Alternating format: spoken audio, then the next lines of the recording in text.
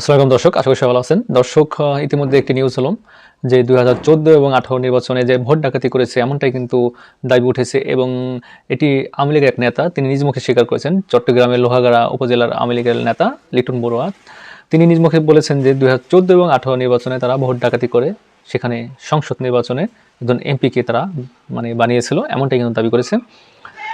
তারা একটি আওয়ামী লীগের জনসভায় তিনি দাবিটি তোলেন। তিনি নিজ মুখে স্বীকার করেন যে 2014-18 নির্বাচনে তখন ভোট ডাকাতি করেছে, কিন্তু এবার কিন্তু আমাদের ভোট ডাকাতি করা সম্ভব না। কারণ এবার আওয়ামী লীগের সভাপতি শেখ হাসিনা তিনি বলেছেন যে এবার কোনোভাবে কোনো ধরনের অঘটন ঘটানো যাবে না, কারণ বউয়ের বিষয় থেকে চাপ রয়েছে, এমনটাই বলেছে। তাই আমরা এবার ভোট ডাকাতির দিকে যাচ্ছি না, কিন্তু এবার যে যাবে হোক সোজা পথে চলতে হবে, এমনটাই কিন্তু তিনি বলেছে। এই নিউজটি আপনারা আরও অনেক জায়গায় শুনেছেন। নিউজটা অনেক গুরুত্বপূর্ণ মনে হলো, তাই ভাবলাম আপনাদের সামনে নিউজটা নিয়ে আলোচনা করি।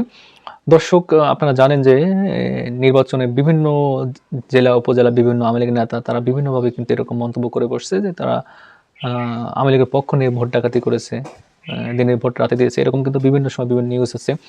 আর ইতিমধ্যে এই 2024 নির্বাচনে কিন্তু প্রচারণার সময় আওয়ামী লীগের এক নেতা চট্টগ্রামের লোহাগাড়া উপজেলার লিটন বড়ুয়া তিনি কিন্তু নিজ মুখে স্বীকার করেছেন যে তারা 14-18-তে নির্বাচনে তারা ভোট ডাকাতি করেছিল। আর যদিও তিনি যার জন্য ভোট ডাকাতি করেছিল এবার তিনি তার পক্ষ নিয়ে কাজ করছে না, এগুলো পক্ষ নিয়ে কাজ করছে।